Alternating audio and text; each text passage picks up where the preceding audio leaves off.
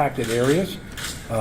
We're able to have a meeting with local officials and had the good fortune of actually being there when they had an update briefing. So we were able to hear what all of the locals are doing and what their concerns are, what their resource requests are. This is a very difficult situation. And I kind of want to start where I was with the folks just a few minutes ago from here in Beauregard Parish. Nobody alive in Louisiana has ever seen these conditions.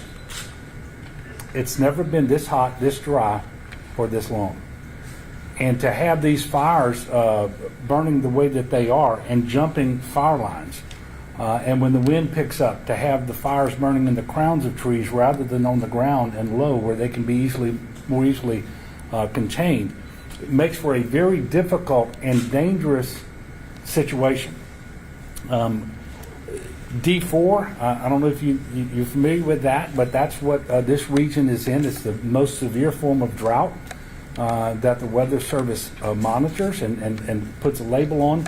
And every day that we go with triple-digit heat indices and triple-digit heat, because we've been over 100 degrees, period, the increase in the severity of the drought and of the conditions, it's not mathematical, it's exponential. And so we went from one day having nothing in the state being D4 to the next day an awful lot in D4, and today even more. So it's a very difficult situation. That is why there is a statewide burn ban in place. And I'm here with the Commissioner of Agriculture who presides over all the prescribed burning for agricultural purposes and for typically what we would do in forests and so forth, to tell you there is no legal burning anywhere in the state of Louisiana for any purpose right now. He issued his own orders today. I issued mine.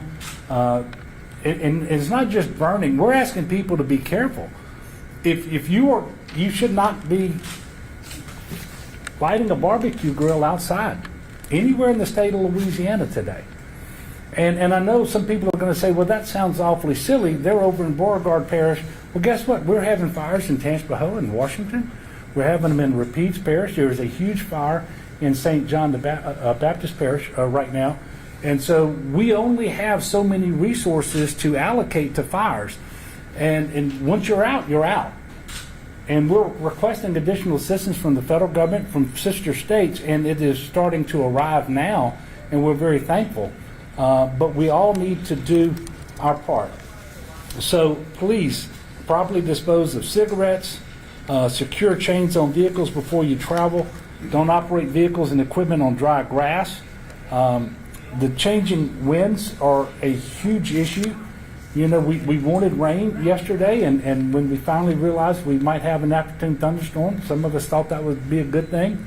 But we got very little rain. The wind picked up as high as 40 miles an hour and had lightning strikes. Exactly what you don't want when you have these drought conditions. So we have very dangerous conditions, and they get more dangerous in the afternoon when these thunderstorms are coming through, and more are forecasted for today. And I was telling the commissioner a minute ago, you get an update on where the fires are and where the evacuations are and what the most essential information is, and within 20 minutes it's old, because things are moving that fast. And so I'm asking people to please be mindful of everything that's going on. Just to give you some idea, in the month of August, as of this morning, 441 different forest fires, over 30,000 acres burned. We've not seen that before. When the crowns of trees catch on fire and these winds pick up, and by the way, these fires can be so big and so intense that they create their own weather, so to speak. And they create wind currents. They're taking burning embers and transporting those through the wind miles away from the fire. And anywhere that ember lands, you're subject to having another fire. So just because you may be located miles away from the nearest known fire, it doesn't mean that you're safe, and you have to be very vigilant.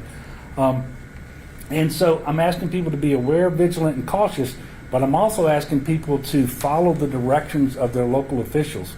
They have a very good coordinated effort working with so many people to try to figure out where the fires are, what directions they're heading, who's in danger. Because when these things start moving, they move faster than you can imagine. So if you're told that you need to evacuate, you really need to evacuate. Especially since in some of the areas that are being evacuated, the water pressure is extremely low. You're not going to be able to fight a fire if you thought that that was going to be possible. Let me tell you, it's not. You may not have gas service to your home anyway, and your electricity is likely out. So you really don't want to be there anyway, and I'm going to ask you to be selfless, because if you put yourself in danger, you're going to have first responders come in to try to save you when you shouldn't be causing that problem for yourself or for them, and those resources ought to be engaged in firefighting. I want to go through some numbers here. The Louisiana National Guard has right at 100 soldiers active in this area in the firefight.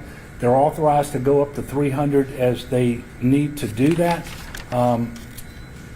They have helicopter crews that began dropping water August the 23rd here to assist Louisiana Department of Ag and Forestry, and I want to thank the commissioner and all of his folks for the work that they've been doing. You're going to hear from him in just a minute, but also to support the State Fire Marshal's Office. This is this morning, and as we were flying in, we could see the helicopters operating, picking up water and dropping it. So these numbers are old. But as of this morning, they had moved 348 loads of water. Close to 161,000 gallons had been dropped on the affected area. They're using 5 Black Hawk helicopters. Currently, one additional helicopter is on standby. I want you to know we've also requested assistance from other states. We're getting that assistance. Tomorrow morning, we should have in the firefight a CH-47 Chinook helicopter coming out of Oklahoma. That's very helpful because it can drop 6 times as much water as the Bambi buckets that we can support with the UH-60s that we have available through the Louisiana National Guard. We also have firefighters and tanker trucks and other resources coming out of Texas and Mississippi. We've engaged the U.S. Forest Service.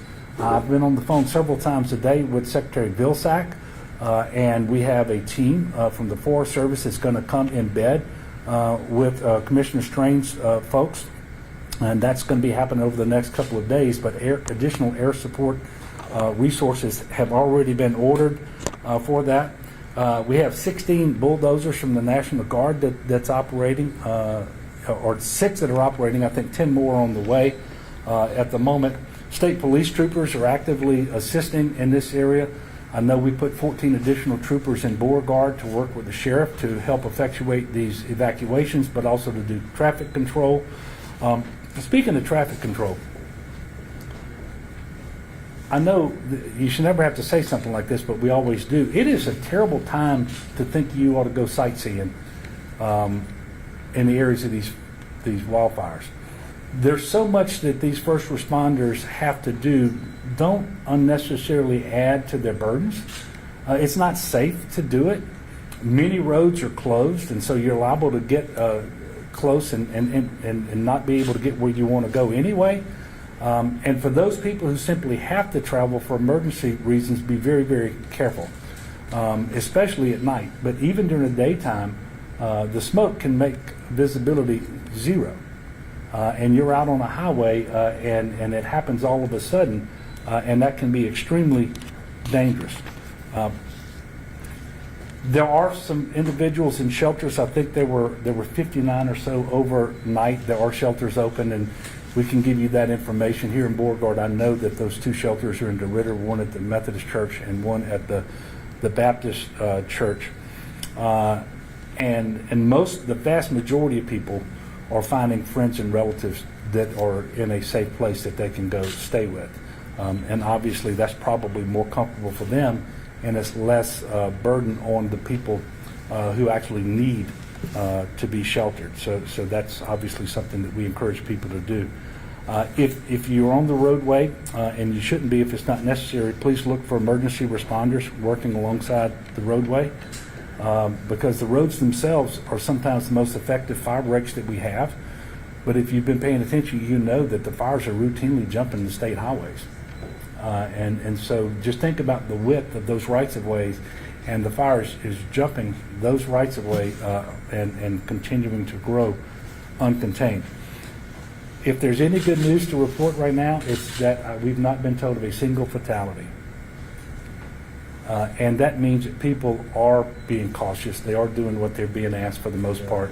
And they are a lot of good work by first responders and good decision making by local officials. And you're going to hear from the sheriff in just a moment. So please follow all state government announcements, your local announcements from your authorities here. Pay attention to the local news, the social media, and so forth. 511 is a good place to go. It's 511la.org. It is real-time road closures, and obviously, in the event of emergency, call 911, or you can call the Department of Ag and Forestry hotline 24 hours a day at 855-452-5323. So this is an ongoing emergency. I wish we could tell you today when it's going to be over. The National Weather Service has briefed us that the highest chance of rain that we've had in any time recently will be Tuesday night. Well, it's just now Friday. And that chance of rain as of right now is 50%. And if it's not a good, hard, sustained rain, we're not sure that it's going to have the impact that we need it to have. So at this time, I'm going to ask Commissioner Strain to come up and share with you all what his folks are doing, and I can tell you they're putting in a tremendous Herculean effort, and I know he'll be followed by the sheriff, and then after that we will take some questions.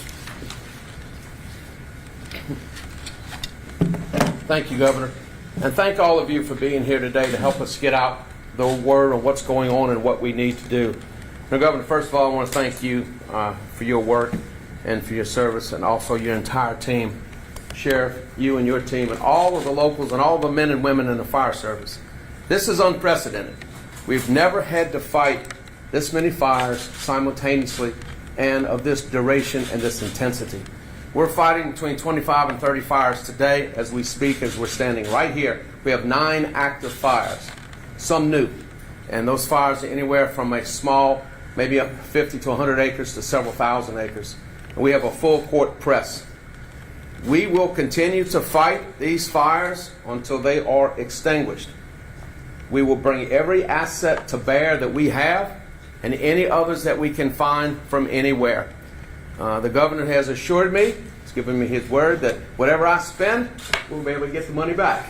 Right, I say that publicly, but no, but actually, whatever it takes, whatever it takes. And so we continue to fight right now as we speak. We have 10 of our units here, 9 650s and 1 750. We've had as many as 19 and 20. Some of the fire lines we have plowed lines 8 and 10 wide, and the fire still jumped it. And if you wonder how it jumps it, just take a look at the videos when it's burning hot. You see those embers going several hundred feet in the air.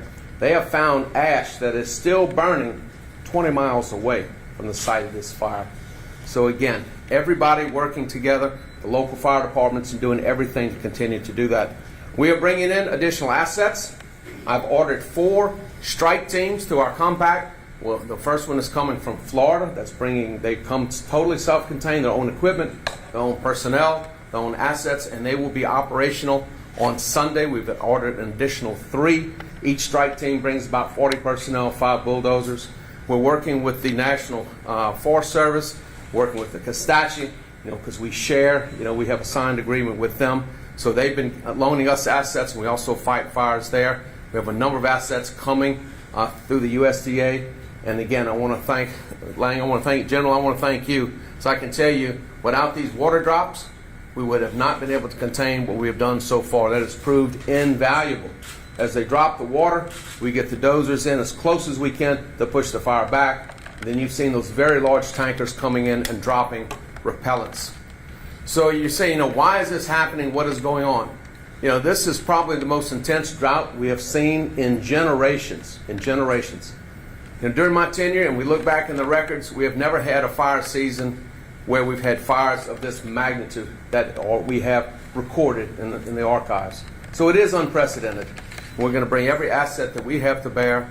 And again, everyone is working very hard. There are fires like this in Texas, other parts of the United States, so we're having to reach out far to get those assets. Everyone has been cooperating, and we can do everything that we can. Also today, I issued an executive order for all types of burning, including agricultural burning, which is generally protected by statute, to cease and desist. Prescribed burns are not allowed because of the weather conditions, but under my constitutional authority, I order to cease and desist on all burning, and the governor has under his constitutional authority doing the same thing. So nobody should be burning anything for any reason. And that's the message. A lot of these fires we are fighting today is because someone lit a match to burn a brush pile or for other reasons. This has got to stop, because as you heard from our governor, we are concerned about depletion of assets. Our job is not to let that happen. My job right now is to save the town of Maryville, and I told our firefighters whatever it takes at whatever cost. So they're working now to divert the fire around Maryville. We are praying for rain, knowing that we probably won't see it. And again, when you see these gusts of winds, they blow those embers. So even when we contain the fire, that fire is not dead until we get rain and everything is extinguished.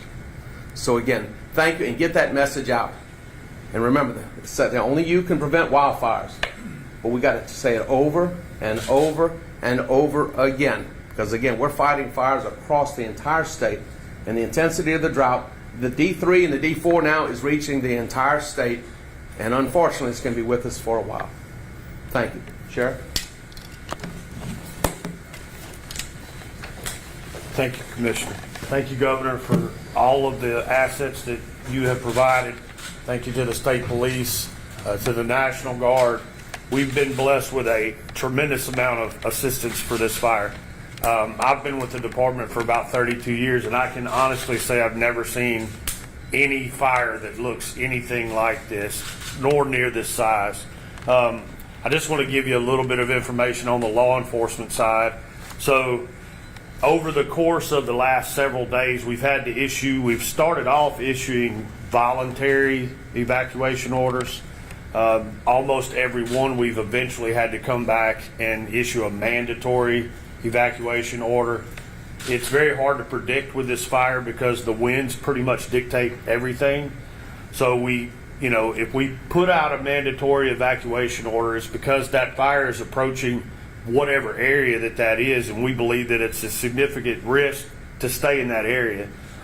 So the winds may change it maybe 10, 15 minutes after we've issued the order, but I know that it's inconvenient for people to pack a bag and leave, but trust me when I tell you, we don't take issuing those orders lightly, and if we issue them, we need you to comply with them. We need you to pack your stuff and go, and if it does change and nothing happens in your neighborhood, that's not anything to be frustrated about. That's a miracle that it didn't do what we were expecting it to do. So we would just, ask. In fact, we just put out another mandatory evacuation order about 20 minutes ago, 30 minutes ago, for the Bivens or Bancroft area down 389, from Bancroft all the way to the Parish line south on both sides of the road. We have a fire that broke out there. It's actually a reignite, I think, on a fire that we've been fighting for several days already. But when we ask you to leave, you need to please comply with us and leave. And as the governor and the commissioner said, we are getting calls still daily about, they're watching their neighbors thump cigarette butts out of the car windows. Please don't do that. Like the commissioner said, there is no reason at all whatsoever to have open flame outside at this point. We just can't afford it. We've got local firemen and local police that have been running this thing actually for 2 weeks or more, and to be quite honest, they're exhausted. And thankfully we have our state and national partners that have jumped in to help us, but we really could use the public to help us as well. So that's all I have. Thank you. Okay, if you have any questions, and you can ask a question, hopefully we have somebody up here that can answer it. Yes, ma'am. I was just going to ask for an update on property damage, livestock, as well as air quality. Okay, I am not prepared to address any of those three things, but if somebody here is. I can give you a general assessment on livestock, not including these fires, but as of last week, we're estimating the drought and the associated problems somewhere around $260 million. A big issue is the loss of forage, the loss of hay, the loss of pasture, and you're seeing a lot of livestock being liquidated. Now, when you start looking at the cost of timber, you're looking at between $1,000 and $1,500 per acre. That is a minimum cost of what is being lost. So if you look at 15,000 acres, you multiply that by about $1,500 an acre, and that can pretty much get you what it's going to cost. So what's there, most of it is totally lost, and it's going to have to be plowed under and replanted. Are the animals out of harm's way?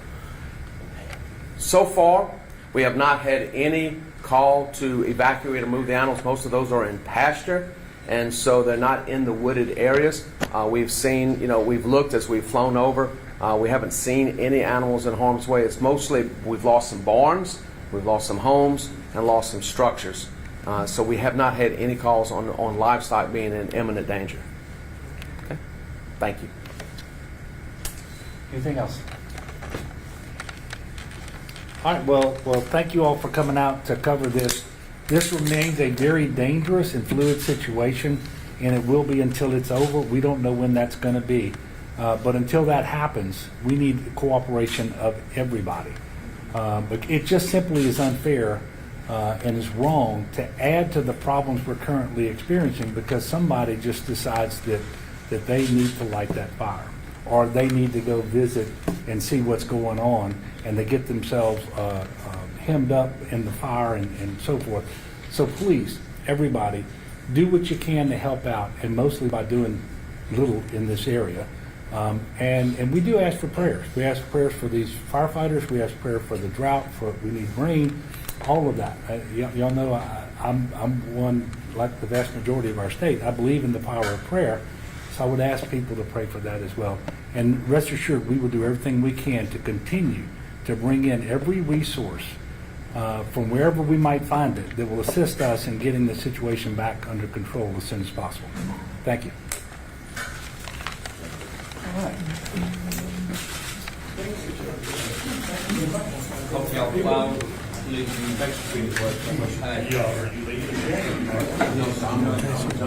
sir.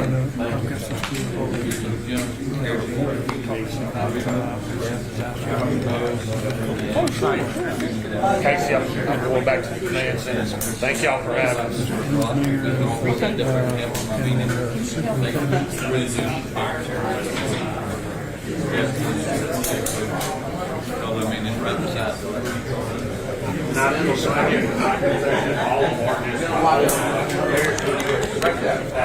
Taking some part in not just necessarily this fire, but we've had multiple fires. So let me give you an example. The day that this fire started, that morning I had printed and pulled a report that we generate to see how many fires had taken place from the start of the burn ban until that day, not knowing that this fire was fixing to happen. And it was 134 fires just within Beauregard Parish, just in that span of time.